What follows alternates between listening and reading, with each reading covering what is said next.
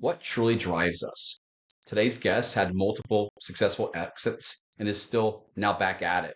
His latest venture, Gateway Bronco, is breathing new life into the classic Ford Bronco.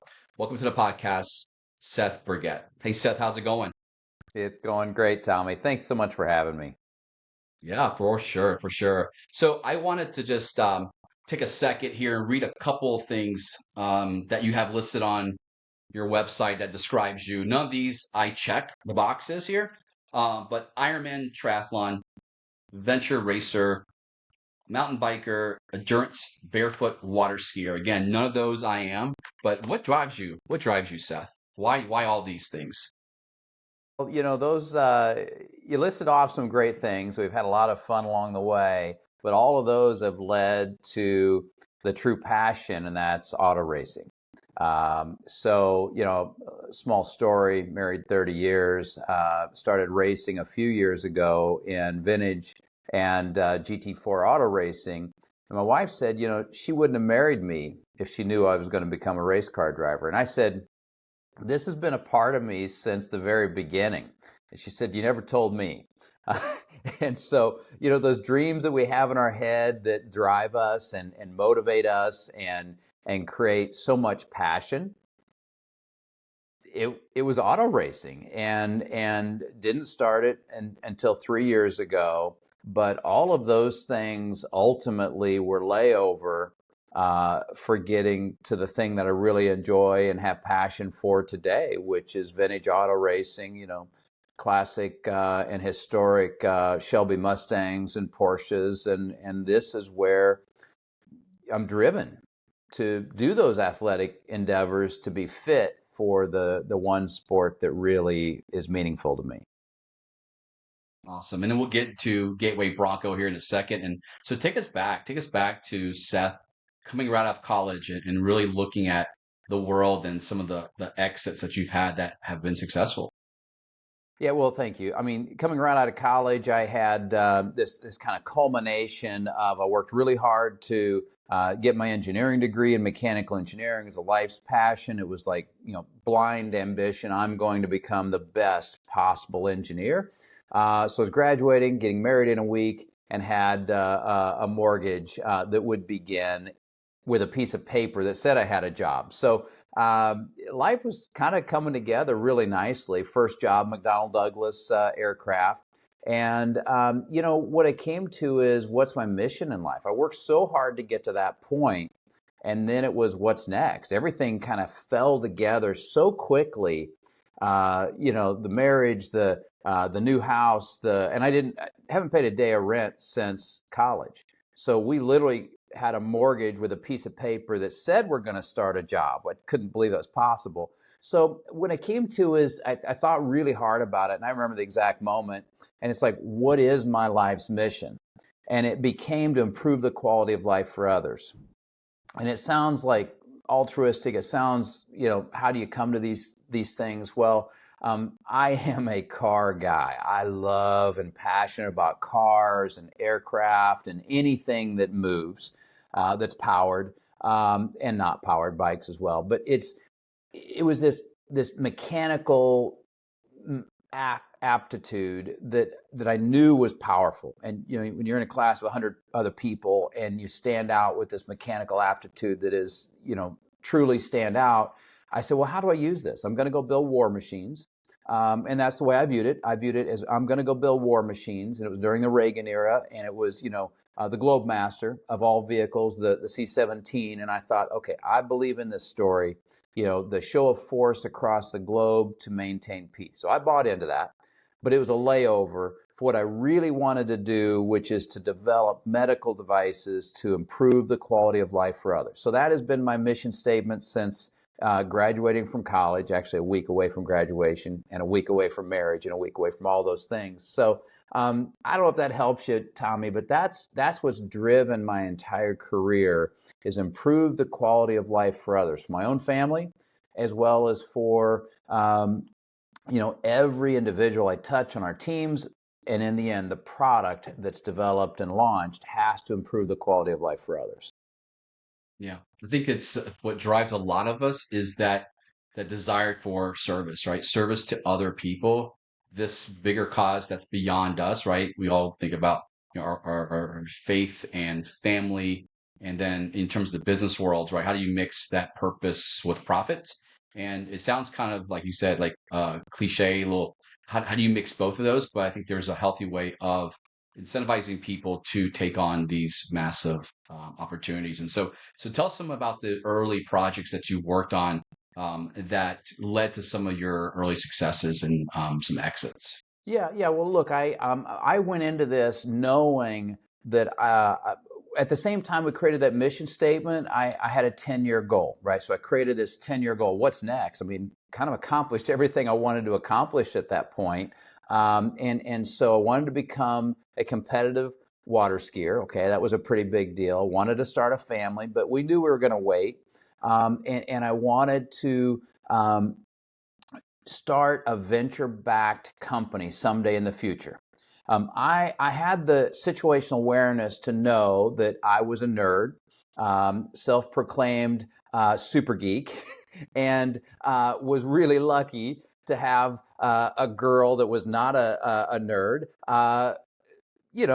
hang out with me and be okay to hang around this super nerd. And so what I came to is, I need to find some other people that are really smart and that had the business acumen to help build me up over time. And at the same point, if I go start a company and it fails and you graduate from engineering school, you've got nothing, because now you've got no brand attached to you.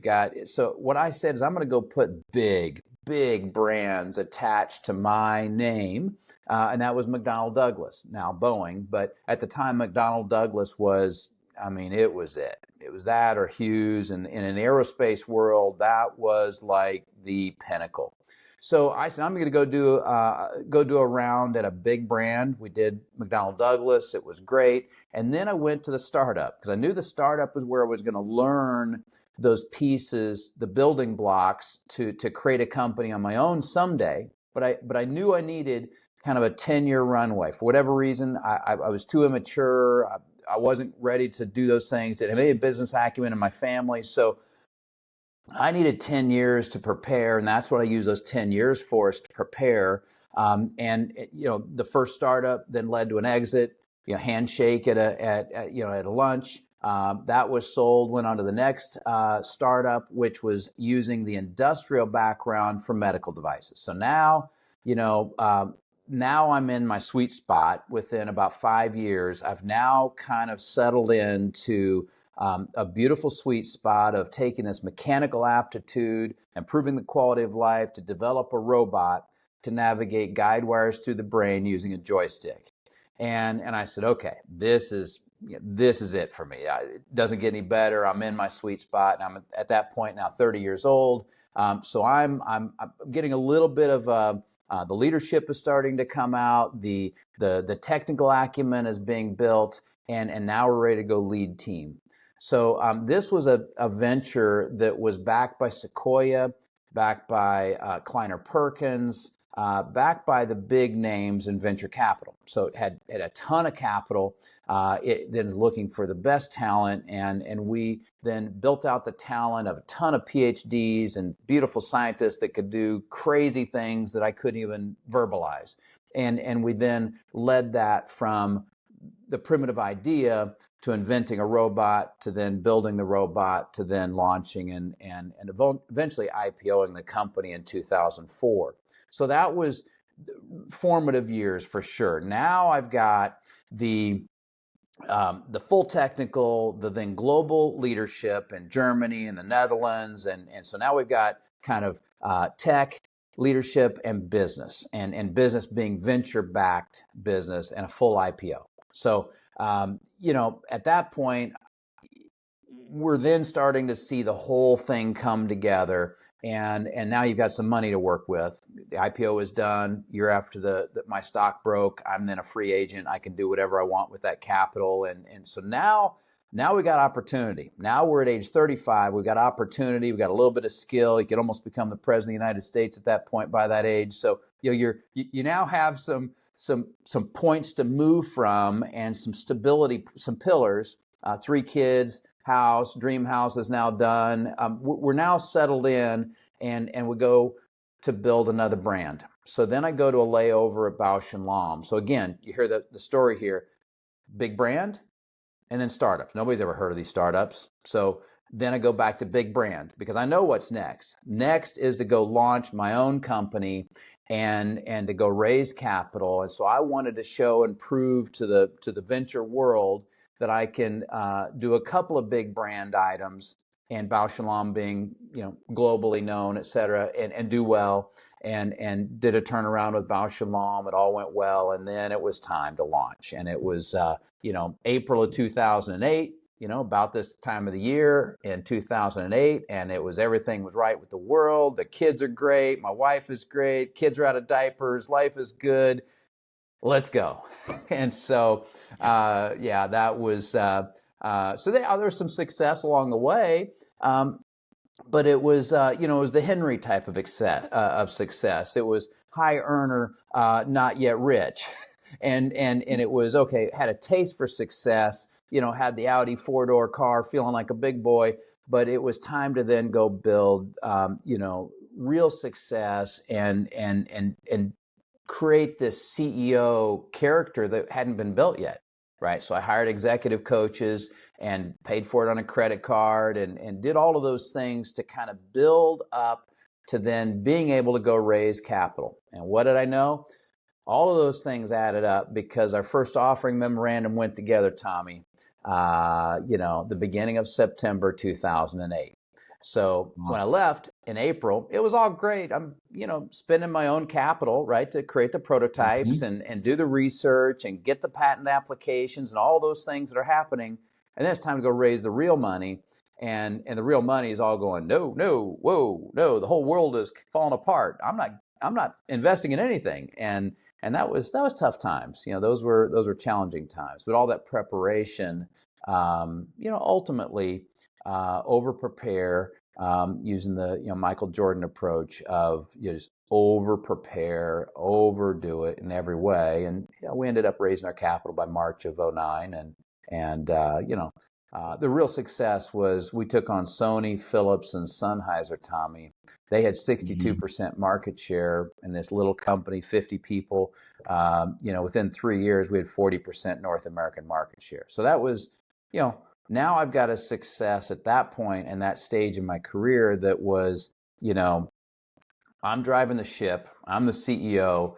I've got 2 business partners. We're driving this global company, and we are the David and Goliath.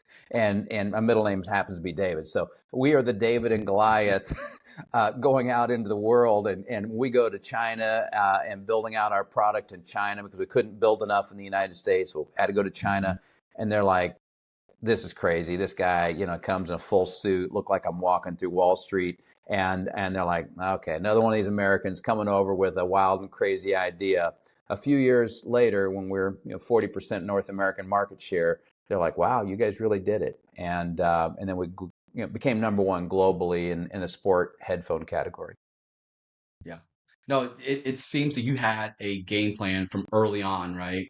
And just thinking about I never kind of thought about this, but big brand startup, and intentionally going down that path, right? And showing people that you do have a pedigree of success working in big organizations and then starting to lead those smaller organizations, and obviously starting a fundraising round in 2028. September is kind of obviously ridiculous looking back at what kind of headwinds were in front of you. And so commend you for that. So what are some lessons learned along the way? Because it seems like you've had all this success on the business side, and it took a lot of energy and a lot of time and effort, because obviously you had a spouse at home that was very supportive. You had kids that were being raised. You had your dream house, your 4-door Audi. When did you have time to do planning and thinking about your overall family enterprise of assets? Was that even in the picture?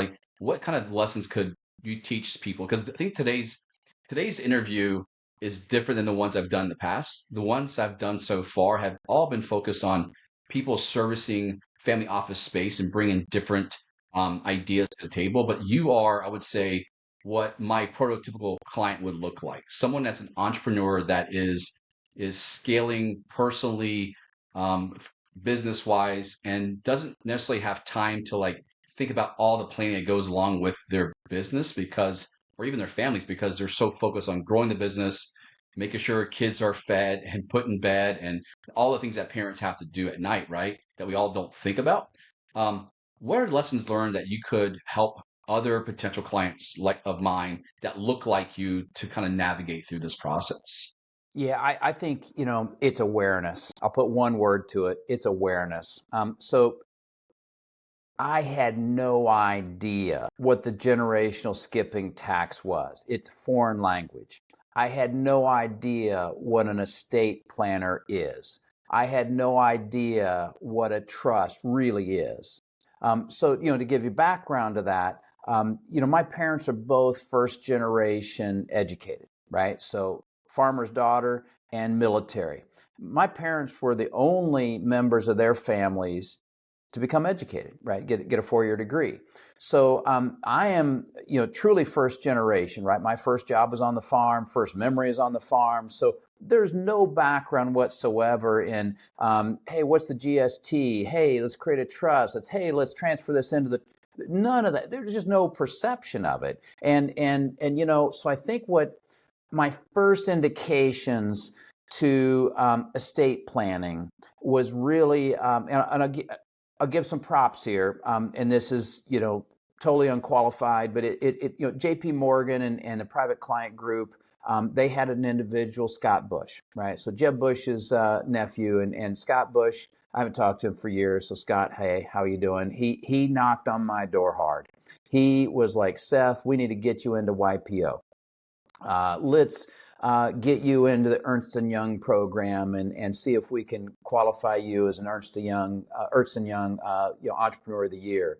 Let's get you into the J.P. Morgan, I'll call it farm team, right? So you got the the feeder for Formula One. You've got the feeder for the baseball teams, and Scott Bush created kind of the feeder for. He could see it and I couldn't see it. He's taking me out to lunch and talking about the great aspects of J.P. Morgan and graduating from asset management to the Private Client Group, and it's all vague and fuzzy to me. And he's introducing me to estate attorneys and hey, let's talk about where you're at with the business and generational skipping. All these things are coming out, but it's foreign language. And I know he wants something from me. And you figure it out pretty quick. You're an entrepreneur. You're going to have an exit in the future. You get a venture-backed company. You're going to have an exit. So he wants to be there with a catcher's mitt, saying, "Hey, I'm here for you, Seth. I've helped you all along the way. Now become a member of my Private Client Group at J.P. Morgan." It was beautiful, and he did a great job. We were too late. So I've got a pile. I've got the attorney's name. I got the pile for Mr. Gorin, and it's a huge, massive pile of paper, 10 or 12 pages of cliff notes of what the estate plan is.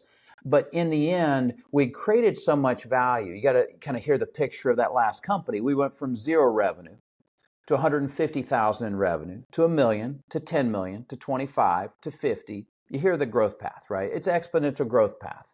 And Kevin Plank of Under Armour, he said, Seth, you guys have grown faster than I have with Under Armour. At that point, he was about a $2 billion business, right? So the growth accelerant was high.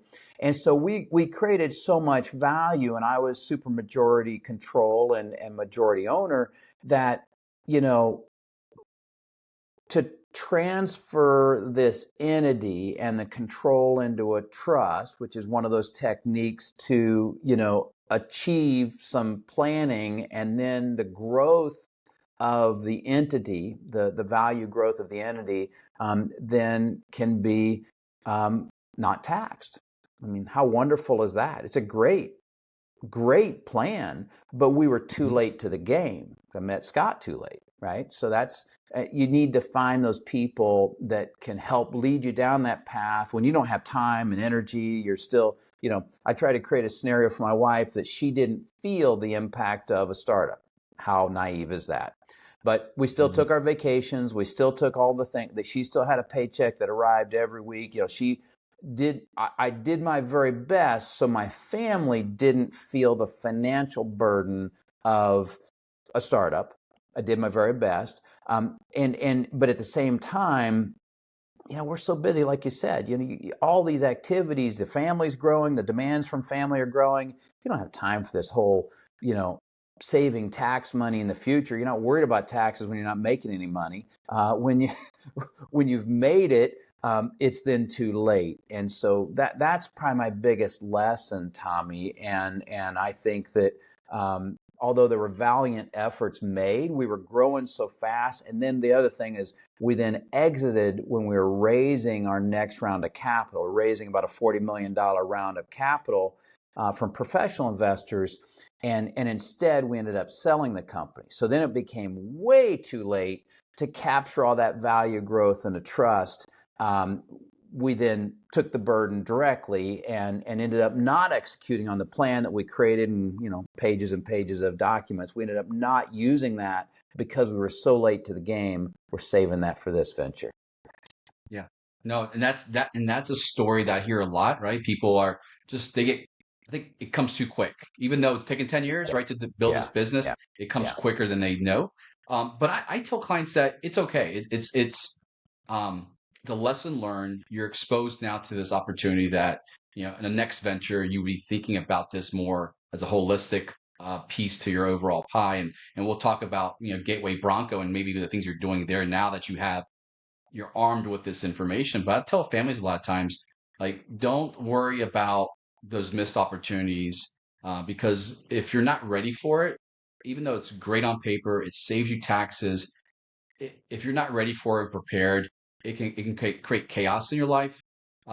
Just because the I would say the perceived added structure and added difficulties in managing structure can really throw someone off. And so for me, it's like, let's make sure that you're comfortable first before we move. And if we miss something, it's okay. And so let's pivot. I want to pivot to where you are today. That's, when we first connected, took a look at your website, and for some reason I'm this nostalgic kind of person. Anything vintage, if it's music, if it's cars, whatnot, I just like the old stuff. And so I don't know, you call me old. I have white hair. Maybe that's what it is. I'm becoming my parents. But let's talk about Gateway Bronco and kind of what got you into that. I know you talked about racing being that piece, but why the Bronco? Why the Ford Bronco?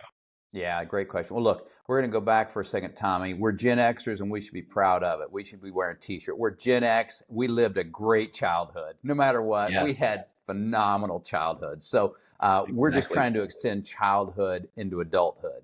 I Hmm. wouldn't say we, I would say I. I am trying to extend childhood into adulthood. And, why Gateway Bronco? I took a year sabbatical after selling the company. I did 18 months with the buyer, of course, more accolades, more trophies, leadership awards, and, 52% growth in a public company. They said, hey, come in and run this division like your startup. And I said, are you sure? I literally said, are you sure? And the CEO said, yes, we want you to do this. We love your spirit. We love your culture. We love what you've done. I said, what are my handcuffs? What are my requirements that I have to stay within? There's no EBITDA requirements. And I said, okay, we're gonna do this. So we grew from 25th position in the overall headphones category to 5th. And they were hoping for a top 10. And so that was massive growth, all organic. So that was after the acquisition growth. So we did it again in a public company environment. Push, push, push. We built it. It was great. Take a deep breath at the end of my term. And, January of 2016, took a year sabbatical. And my LinkedIn, I stamped it. It was like, I want a full year. And you got to imagine, at that point, we're running hard. I mean, when I say hard, we did 3 Ironmans during that period. We did adventure racing. I'm like, friends from business school. We did a lot during that time and maximized every minute. Also pretty burnt out. So by the time we got to that stage, we're flat burnt. Early exit, IPO in the middle, big exit at the end.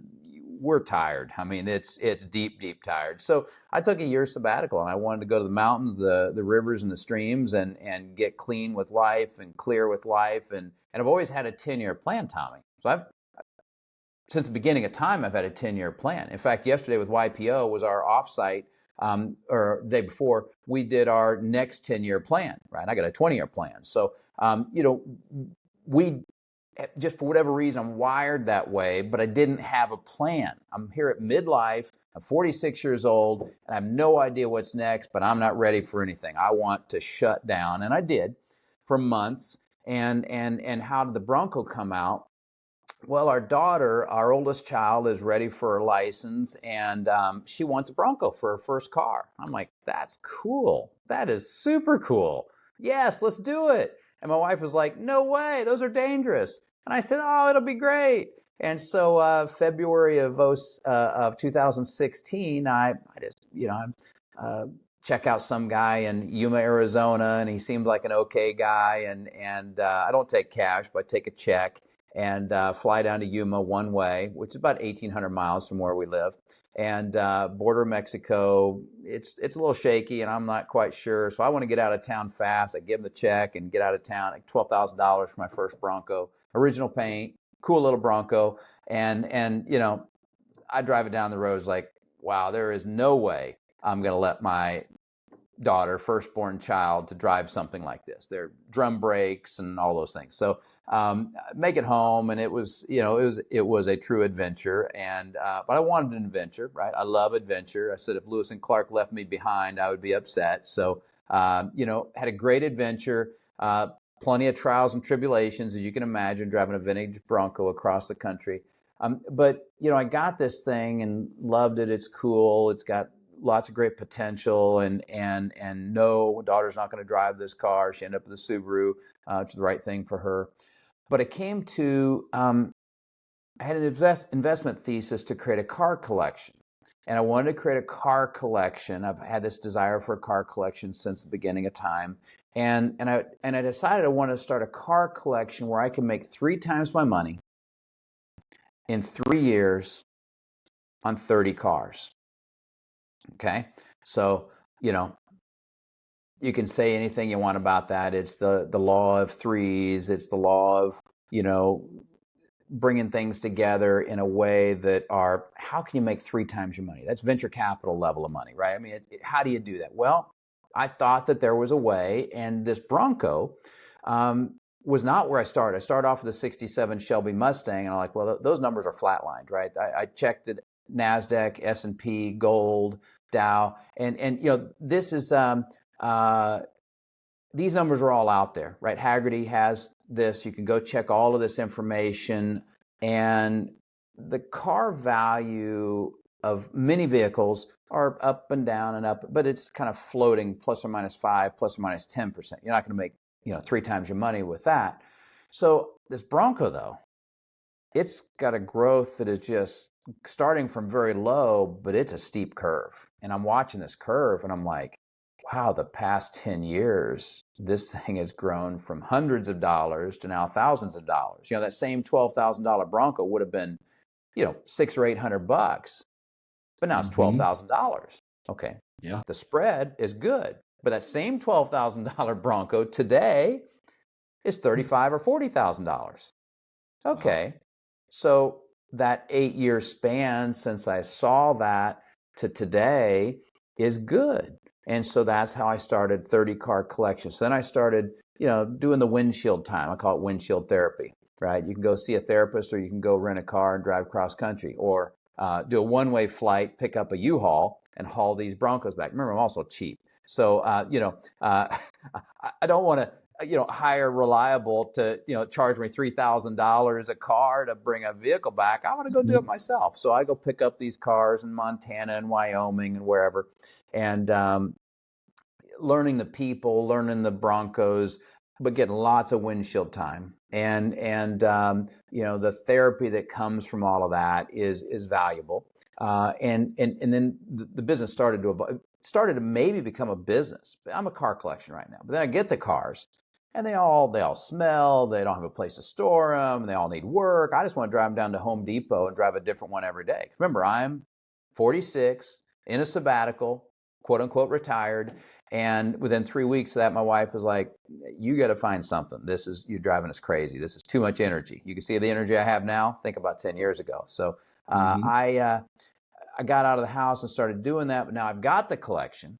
Great, beautiful. And I bought a couple of Shelbys as well, but for fun. But the collection of Broncos were cool, but my family wasn't digging the fact that when we go to Home Depot, we then can't start it. And then we're stuck there, middle of July, and it's hot. And now we got to figure out how we're going to get home because it's not working. And there's all that drama. Okay, so I'm experiencing something now. I got 2 kids who are like, Dad, I don't need this. Let's just take the Ford Raptor, go get whatever you get, and it's easy.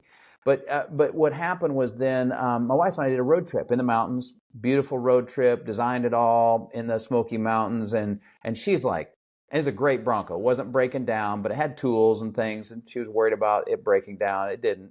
But it's like, this is crazy. There's no heat. There's no air conditioning at all. And it was a time of the year where it gets hot and cold. And she's like, this is crazy. Why do you want to do this? This is insane. And I'm like, okay, I got one more kid left. It was that original kid. And she came to the idea of going cross country in a Bronco, in one of my Broncos in the collection. I was like, sure. So we went from Walden Pond to Big Sur.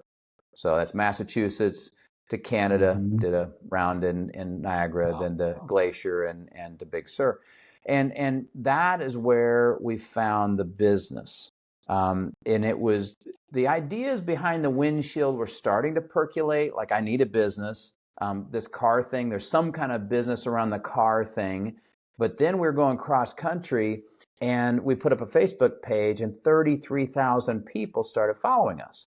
So imagine if you put up an Instagram or Facebook today and you get 33,000 people in 3 weeks. We hadn't even finished the 5-week trip. It was 5 weeks cross country, but within 3 weeks, we had 30,000+ people. We're like, there's a real business around this. And then we started getting serious, bought the building we're in today, and said, okay, I'm going to build a business around this and make it what I would call a lifestyle business, right? I love cars.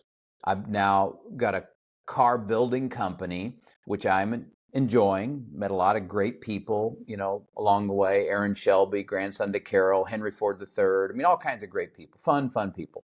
And that was all wonderful. And then I get to do this vintage racing thing. And that's pretty wonderful. And so I don't know if that told you enough, but that was kind of how I got started. It was organically. We started a collection, and that was for profit. It was a for-profit collection, but then I liked driving them. I had one kid that liked to road trip with me, which we still do. And that road trip then led to this epiphany that there's a real business here. And many people want the Bronco experience. They just don't want the downside of the smells and the lack of air conditioning and the, unreliable situation of a 50-year-old vehicle. So I don't know if that told you enough, but that's really how it came about.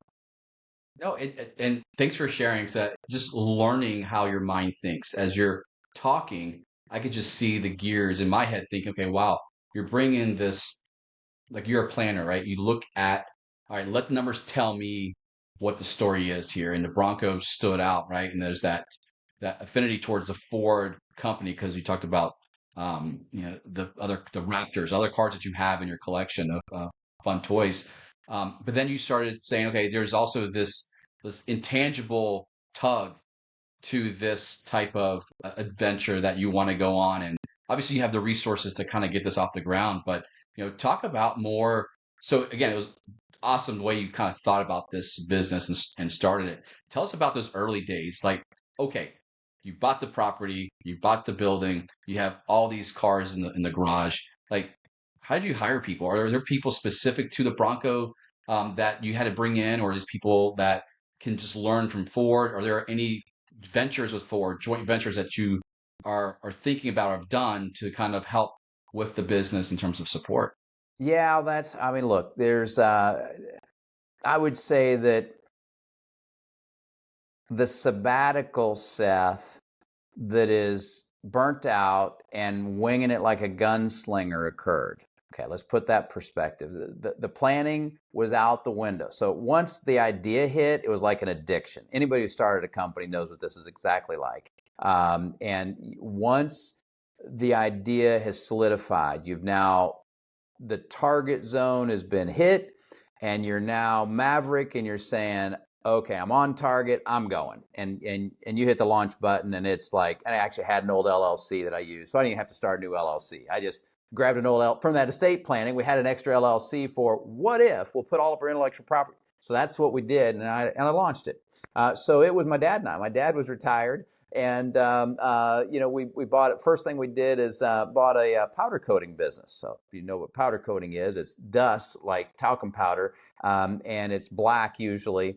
And so my father and I looked like a coal miner, where we bought this business 2.5, 3 hours away, had to deconstruct it and then move it to our, this building that I leased, because I didn't even buy the building because I was worried that we wouldn't be able to draw talent. So that talent question, worried we wouldn't be able to draw enough talent. So I rented only half the building, leased it, and then had a first right of refusal to buy the building.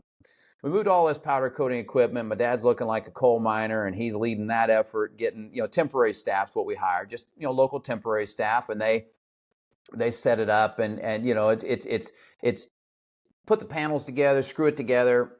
Other than hooking up the gas and the electric, it was all, come my dad and temporary help. My dad's not, he's reasonably mechanically inclined, but he's much more wood than metal. So, there's a little bit outside of his realm, but he rolled with it and he just got it done. And so we did that. And then I'm thinking about, okay, how do we create an assembly line? So I wanted to break the barriers that prevent car builders from scaling, right? Because all the builders in this category were not able to scale or had not scaled at that point. And so I didn't tell you the part of the story. I wanted to buy one of these nice Broncos for my wife and our family, and I wanted to buy a Singer, right? So those two things together, a Singer Porsche. And, the Singer was going to be a long wait. They said 3 to 4 years. Anybody who bought at that time was kind of 5 years to get their car. And the Bronco people were like, it'll be a couple of years before I can get to you. I'm like, that's crazy. They're building 10 cars a year, 5 cars a year. This is insane. There's way more demand than 10 cars a year. We could build 100 cars a year. So we went at this to one, create the supply to the market and see where that demand curve hits. And we haven't hit it yet, by the way, in the industry. Many more builders today than there were when I entered into the business, and only 1 or 2 that have scaled at any level. And so what we came to is you bring the talent level down by building an assembly line. So you don't have to have Bronco specialists or Bronco experts or even car building experts. You have to have individuals that can do their individual role, and then you add all those together and you end up with a finished product that's superior to the units that are built by hand by 1 or 2 people, and at the same time have better quality controls, faster turnaround, something that is a product versus a one-time build that's different every time it gets built. Our product is very consistent. Our field service have knowledge of the vehicles that go out, and it's production. But it's customized, totally customizable. And I don't know if that answered your question or not, but that's really what we did, is to create an assembly line. And we still have a high grade of talent in the car building level. And now we're ready to add the talent that doesn't have car building ability, but can do the one task, so we can scale the business and produce volume through our assembly line. With talent that just has mechanical aptitude. They don't have to have car building background. Yeah, sounds like a Henry Ford initiative, right? The assembly line and getting people to mass produce. So It help us, absolutely like, is. yeah, right. Help us understand like how the how you source these. Are you still driving, or is there someone driving and finding these, old Broncos that people are selling? Like, help us understand, like from start to finish. Like, are you doing a lot of specs? Are there specific orders from customers that say, I want this vintage, this color, this size, roof, no roof? Like, what does that look like? Yeah, well, a lot of folks are Gen Xers. So if you look at the Gen X birth year, we get people asking for, hey, can I get a 1972 Bronco? Yes, you may. It'll take us some time. Let us find it. Can you get a 1968? Yes, let us work on that. So we do get a fair number of requests for birth years from Gen Xers who wanting, their birth year is the year of their vehicle, or a gift for their spouse. That happens often. But the sourcing side of that is we have folks that roll up to our driveway with a stack of chassis and titles ready to go, and then we say yes, no, etc. So that comes to us. I don't have to go out and do those things today, but I did do the scouting effort for the first Bronco, and that's a very special vehicle. The very first Bronco ever built, launched the program with. I did scout that and drove the thing home with my dually and dog and the whole bit. And then one other, which was an original paint vehicle. The first owner was selling it, and we pulled it out of his Quonset hut in Colorado. So on those special ones, I will go out. I have fun. I enjoy doing those things. But mostly they roll up, when someone knows we need a round of chassis, they'll roll up with 6 of them, and we'll review them and buy them. And we got our titles and chassis, and we're ready to go. And so, since this is a kind of a lifestyle, right? Lifestyle vehicle. Like, who's your customers? Who are these people that are seeking these Broncos? Well, our customers are very much your customers. I mean, our customers are very much the people that, I talked to one yesterday. He just called me out of the blue and said, hey, Seth, how heavy is my hard top? He wanted to know because he wants to pull his hard top off. And he said, we started talking a little bit, and we got a new project that's coming. And he said, well, send me the documents. He said, I don't have a family office, but I kind of do. He said, we're doing about one investment a week.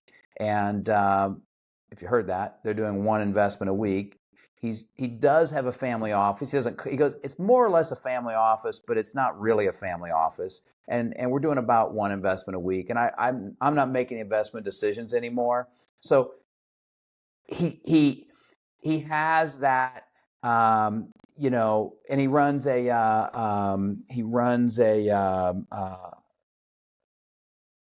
well, I think it's an adult care facilities, I believe. I'm not sure, but adult care, he and his partner. And so that's the kind of customer that we end up serving mostly. Not that many that have their own family office. Most are the blue-collar millionaire is the way we describe it. The persona would be they started off swinging a hammer, and now they own the 100-person roofing company, and they build 2 cars a year. We happen to be one of those 2 cars a year, and then the next car and the next car, and we get opportunities to help build their custom cars because we've already built a Bronco for them. So then what's next? We know each other. They've got cash flow, right? Because they start off swinging the hammer, and now they own the company. They got 100 people, and now they've got really good cash flow. They're using the vehicles as a part of their estate plan because they buy the vehicles. They enjoy it's a really important thing. So it's right in line here because they use the vehicle, they enjoy the vehicle, and their adult children get to see and enjoy mom and dad using the vehicle. And the kids all know that those cars are going to be theirs. And the mom and dad are literally saying, adult kid, what do you think about this Bronco? What do you think about this Hemi Cuda? What do you think about this? Because that then becomes the gift that they're getting. 3 kids, they're getting that product someday in the future. So the kids are playing some role in decision making. Ultimately, it's mom and dad's until they decide to gift it on. But then what you get is three generations. So you get mom and dad, right, the patriarch, matriarch of the family, who get to enjoy this vehicle, and then kid and grandkids are enjoying the vehicle while they're enjoying it. And then they know the cars are going this direction for that kid, this set of cars is going that direction for that child, this set of cars is going that direction for that. So they're making those decisions before, there's ever an event where those cars get go into the estate plan, but it's happening well early. The other side of that, we'll have father-child projects where the kids are, let's just say, the latest, the one that came in today, the order today was an engineering student, freshman in college, and dad.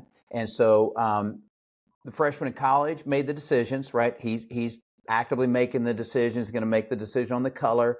And then dad is going to drive the car for a few years. And it's really the kids though, right? So this young man is going through engineering school and doing all those things he's got to do. And yet the car gets built, the Bronco gets built, and the kid will get it after dad gets to enjoy it for a few years. And then you see what's happening here. It's this father-child program where the kids are sometimes as young. We got one in the shop right now. The kid's 14 years old, right? She knows it's going to be hers, and she's going to make all the decisions, et cetera. Dad pays the bill. And those are fun projects for us because those are projects that are not leaving the family, right? Those are generational gifts. And so often our clients are using this product that has on the financial side a 42% gain in value. 42% gain in value in 16 secondary transactions. So our product, because we protect the value of the product so well, and when people come back to us and say, hey, can you sell this for me? I've got a health issue or, whatever it is. I just sold my vacation home. I'm not using that vehicle anymore. Can you sell it for me? We do. We're seeing a 42% gain in value after a 2.5-year hold period on average. And so those clients that never want to sell, they love to hear that, but they're using this as a generational gift. One guy says, I can buy my kid art for Christmas, or I can invest in your company, Seth, and give him stock so he can then learn, how things work and be there as a part of, shareholder documents, et cetera, and understanding how that works. Or I can buy him a vehicle. And any one of those three things, or what, I don't know if I missed that.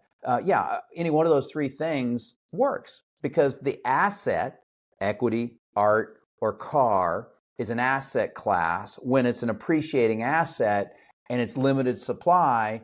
And so, our clients that are in the family office category, fly private most of the time, those are the clients that are making the decision of, Seth, you've got a private placement. I might put some money in that, or I usually give my kid art, and his kid happens to be 30 years old. I usually give my kid art every year for Christmas. I'm not giving him a sweater. I'm giving him art, so it appreciates in value. Or I might just go with a full distance and build one of these cars for him because he knows it's going to rise in value. So that's the way our client thinks in general. I believe the blue collar millionaire versus the family office category of client. And then there's the folks in the middle there that are high net worth, don't have a family office, and they're often buying these vehicles as a treat. They just sold a company or major milestone birthday for them or their spouse. And they tell me often, though, we're probably never going to sell this. We're going to give it to our kids, and our kids are 10, 12, 14 years old. But that's the three kind of categories that I would put as our client base. That's awesome. That's like fascinating to hear, right? These cars are just another asset class, like art, barrels of whiskey, or whatnot, right? Or Wine, gold bars, or even yeah. securities. And that's very fascinating that they're thinking about this as a asset to put into a trust for 110%. perpetuity. That's Yeah, amazing. 110%. We had one client who, we had some field service work, and the family came out for our field service manager, and it was in his car condo, right? Mhm. And went into the car condo, and he had a whole car collection, and I think it was I think the way they described it was $2 million worth of cars surrounded by 6 million, protected by $6 million worth of wine. So it's a car condo, and they all came out with a pizza party for our field service managers fixing the car with an audience. And so, but that's the way many of our clients think. They've got the, call it the car condo, whatever you want to call it, where they're having fun. They had their pizza party, right? They made that an event, a pizza party, because the Bronco is going to be worked on. As soon as it's worked on, they can take it out for a drive. But they had $2 million worth of cars protected by $6 million worth of wine. And that is very much, considered an asset class. And when you see in the purchase order, they start off with, John Jones, et cetera. But then when they actually purchase it, hey, can I put this into my trust? It's all the time that this is occurring. And so, Tommy, it is very much an asset class. We think of it that way, and we put the effort into it so it has lasting value down the road. We want to become the Singer of Broncos. And that's really been our goal. Makes perfect sense. And I think it's a twofer, right? There's also the value that maintaining the purchasing power of your dollar, right? It's locked up into this asset, but also the experience, right? You talk about the experience that a child has with their parent over an asset that I think transcends value in the traditional dollars and cents and is more of, think about when you're younger and the memories you have with your parents, right? Of the memories, the experiences is what drives a lot of those past memories and the feelings you get from being a family. And that's awesome. I never thought about that. That's an awesome experience that you guys were able to be part of, helping these families create these experiences that also happen to be a car that's part of their estate and trust planning. It's amazing. It absolutely. We also have many times people have heard about my kind of origin story with our daughter, right? When going cross country, and so they will fly in with their child, one of them, the most recent one is adult child, and 30-year-old kid, and comes in and they drive it from here to Wyoming, right? And so kid comes from LA, dad comes from Wyoming, they fly in and then drive it home. I've got another one that is it's being delivered to Rhode Island. Okay, being delivered to Rhode Island. Their primary residence is in Atlanta, and their father-son project. It's painted college colors. The whole vehicle's designed for this whole thing, and Boston College, and then they will drive it from Rhode Island on the day of delivery to Atlanta as a one-on-one road trip, father-son. So it's definitely a part of the experiential category. It's like vacation or experiences, and it's an asset that you can see, touch, and feel. Versus back before I knew about estate planning and things, a Roth 401 or some type of $10,000 in an account that it sits and grows. The kids don't really understand it, or crypto, or any of those things. They can do any of those things, but this is the thing that they get to enjoy with the kid. And the thing that we get the most. Just had one this morning. Husband-wife team, and he didn't really want to spend the money, and she said, please, Devin, just spend the money. Let's do everything you want to do.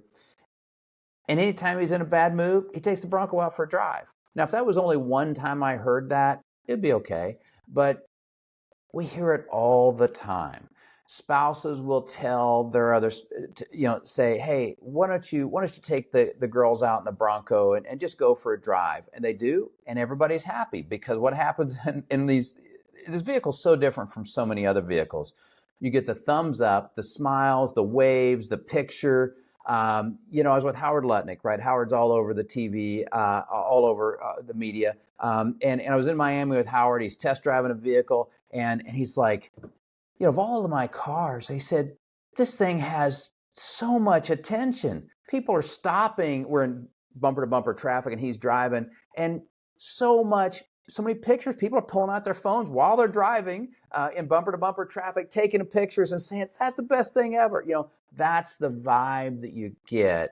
And even a billionaire like Howard Lutnick is getting excited because of how much energy comes from other people, because there's so much I don't know, there's just so much fun around these vehicles, and they have good memories from when they were growing up, or they always wanted one, and that's a part of what we're doing every day that is not was not obvious when we started the business for sure. And we've heard it so many times now that it's like it's the feel good vehicle. And people say in their whole collection, that's the car that gets the most attention. And instead of taking out their Lamborghini or their McLaren or the Bentley, they'll take out the Bronco. And it's just it's a fun time. Yeah, no, definitely. That's why I think I see a lot of people on a Sunday afternoon just driving their cars. A group of guys that, let's say, have all Corvettes, or if it's all motorcycles, that are just like, we're just going to drive and just get on the road and just enjoy being outside. Yeah, those experiences are definitely life changing. And it started with the business when you first started with your daughter, right? That first Bronco, driving it back and just kind of enjoying that process. Let's flip a little bit to the actual business side. You mentioned that people have opportunities to invest in Gateway Bronco. Are you currently looking, like, what does that look like? Is that something that people can learn more about? Yeah, it's a great question, Tommy. I did kind of tease that a little bit. We're not raising capital for Gateway Bronco, right? Gateway Bronco is is its own entity. We've got a 60,000 square foot air conditioned facility, and what we found over time is that yes, I have this love and passion for Fords, right? I came home from the hospital in a Ford, started off in humble beginnings. However, I've had a deep passion around the Porsche 911 for a long, long time. And when I was growing up, you and I were probably in that same age category. There was kind of there was usually the Testarossa or the Porsche 930, right? The turbo. And those were generally the two cars. There was really nothing else. Maybe a Ferrari Dino, but it was really the Testarossa or the Lamborghini Countach, right? There's the Countach or the 930, and I was always the Porsche guy. Just fascinated by that for some reason. The German engineering is so incredible. So my first experience in a Porsche 911 literally was on the Autobahn. And you're going to get through this story pretty quick, and most people can see through it. But it's that first time in a Porsche was a rented Porsche at Hertz Nuremberg, and we spent more in the fuel than we did in the rental. We went from Nuremberg to Neuschwanstein, the big castle in southern Bavaria. Loved it, loved every second of it, and that Audi had to be gone, right? So it was we had to be in a Porsche. So the first time on a racetrack was a Carrera 997.1, and loved it, and still have the car today. It's in restoration in our shop. And so, the Porsche 911 is a phenomenal automobile, and long-term passion with the car, racing the car. So, but then it became, our customer base loves Broncos, but they have a deep passion for Porsches. So, look at that crossover. And so we've created a new entity that runs sister to Gateway Bronco and Gateway Motorworks, and all in the same building, same leadership team, and then same client base. And we are building the Porsche 911. And so this is something that is, it is unique. It deserves capitalization. We are raising a private placement around that. We're about 50% subscribed, or 50% verbally committed, and starting to see the capital come in. And so that's what's coming. And so, how do we build an empire of car building? We got the Bronco piece, we got the Porsche piece, there are other pieces on the way. And this is what we have to satisfy our same client, add new clients, but at the same time, fill a gap in the marketplace that is simply not filled today.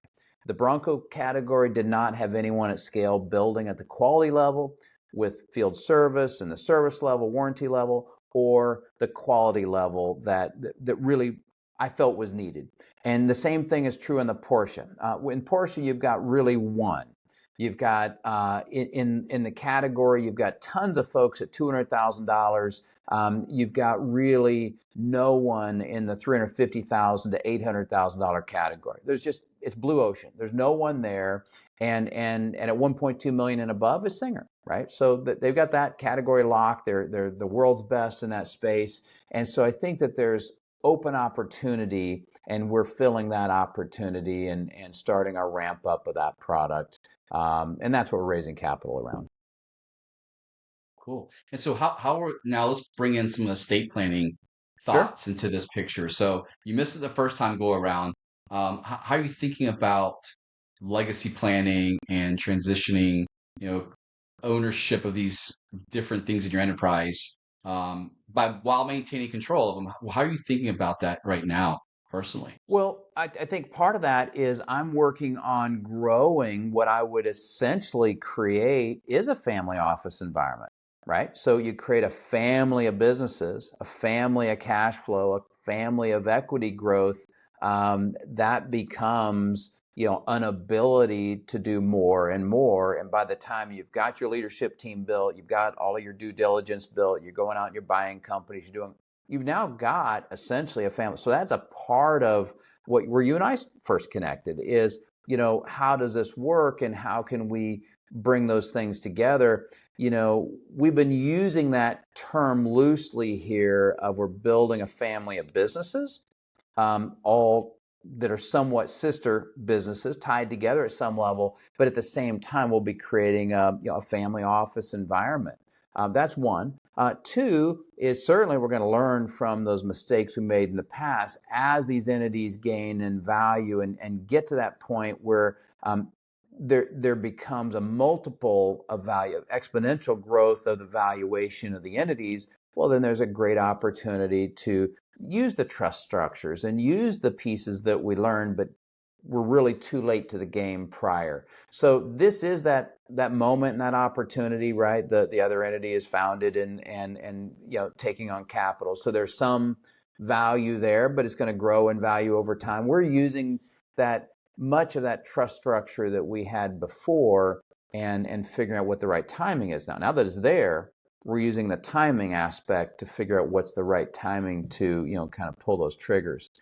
So that's the way we're looking at this. The other is, our viewpoint on, generational wealth, on the trust structure that we built for our children and what they have to do to get some level of, call it payment, call it, whatever you want.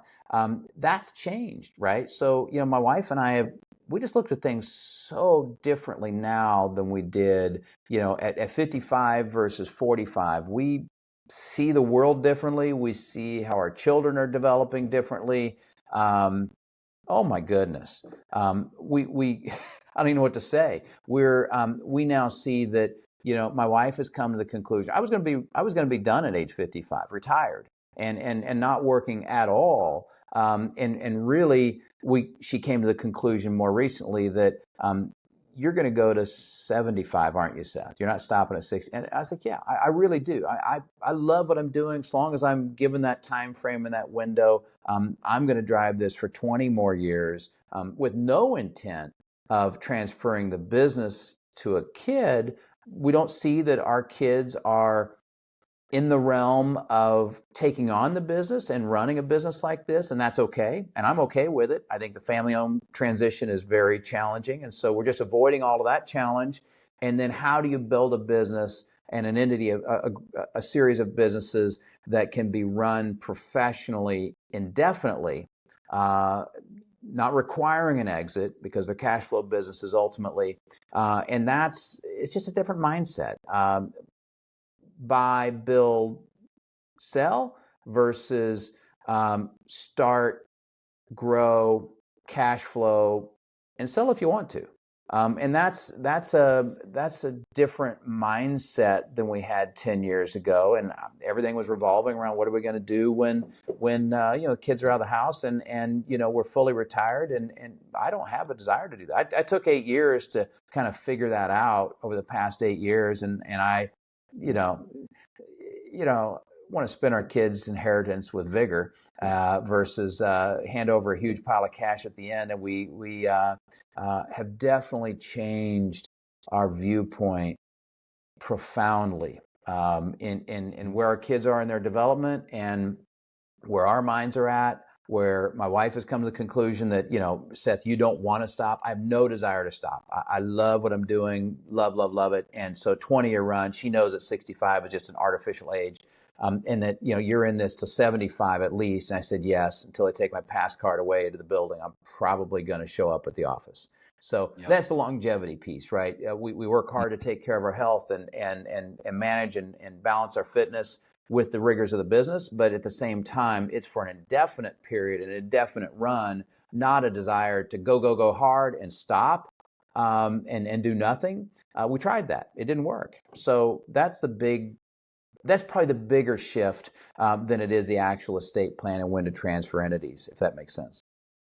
No, I commend you. I think that plan makes perfect sense. Like, why force the kids into something that they might not want to be part of, but also build flexibility that if they ever do come around, it's there, right? And I equate it to families struggling with that transition between this operating business that's consuming the family's it's their legacy, it's who they are, it's their name on the building, to now taking that business and making it more just an asset on your balance sheet, right? And treating that business, like you said, professionally run business. It's okay to be run by non-family members in perpetuity, that's fine. And the children who are now trustees of these trusts that have been created by mom and dad are looking at this as just another asset class within the enterprise of the family that, again, is there to provide safety and support and whatever you might need financially, but also it's not this burden where, oh man, mom and dad has given me this thing that I don't want to touch, don't know anything about, and it's taking me away from my dreams and what my aspirations are. So I commend you. That's amazing at your, I say at your age, but you're tackling this today because you have many more decades in front of you to live, right? And a lot of times people don't want to have these conversations about mortality and whatnot and planning. And I give you kudos to that at your age and to have that foresight.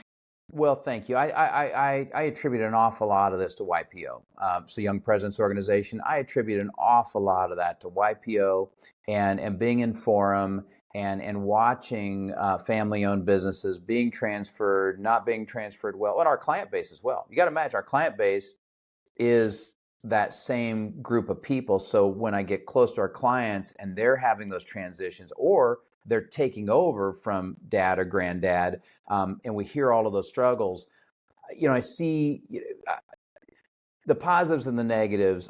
I've felt and come to, we do have one child that has clear ambition and leadership and is running his own business. And so there is some ability there, but the friction and the stress that's caused between the two generations and then the ancillary family members, I just felt like it's safer to avoid that and to keep it into the realm of an asset that they really enjoy and love. And they love the business. There's elements of the product and things that there's a passion for that. And, to give you an idea of the last business, consumer products, headphones, my dad and the little kids at the time would walk into Best Buy stores and get all the packages lined up right so that it all looked nice on the shelf. And they knew, my dad would send me a picture of, what they did at the Best Buy store. And so, that's the level of pride that comes from having a business. Never has there been a business named after us, right? Our family name. It's all around whatever the product is, et cetera. But there's a pride that comes from seeing. We got a program that starts today. So Reba McEntire, Tim McGraw, and Jelly Roll. We're doing a charity project for the Children's Hospital at Vanderbilt, right?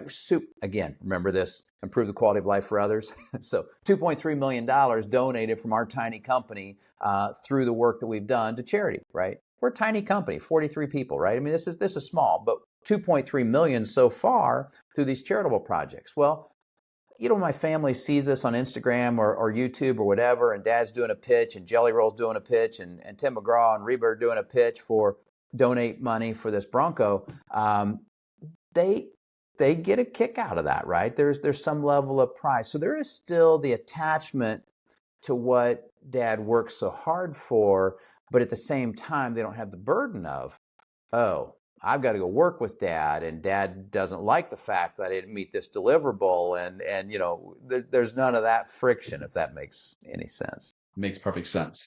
Makes perfect sense. Well, Seth, as we wrap up here, anything you want to share about some, you just alluded to the charity that you're doing, and I know last week you're recording for that particular charity event, but any other charity that you're doing that people should be aware of, and I'll definitely include it in the description of the video. Well, I think right now this is really the big focus is the charitable work for the Children's Hospital at Vanderbilt, and we're so thrilled to have Tim McGraw and the Music City Rodeo. So Tim is producing the Music City Rodeo, the very first rodeo ever in Nashville. It's Memorial Day weekend, and all three will be in attendance and having a concert. So you've got Tim McGraw, Jelly Roll, and Reba all in concert. The Bronco will be on display to being able to make your donation. $10 have won a Bronco before, so that's really where that program is, and we'll put all our focus there, Tommy. And if any of your clients love Porsches, give me a call, because we love Porsches, and that's what's next on the horizon. Definitely, definitely will include all those in the description. Seth, hey, it was fun. Again, this is a little different than I'm used to. Love the story, the background of how I say, methodically thought about your life, and really getting to what you really enjoy doing with cars. So, Seth, it's been a pleasure to have you on the podcast. Well, thank you so much for having me, Tommy. I enjoyed it as well, and you can tell we only do things that we're really passionate about. I agree. I agree. Hey, thanks a lot. You're welcome.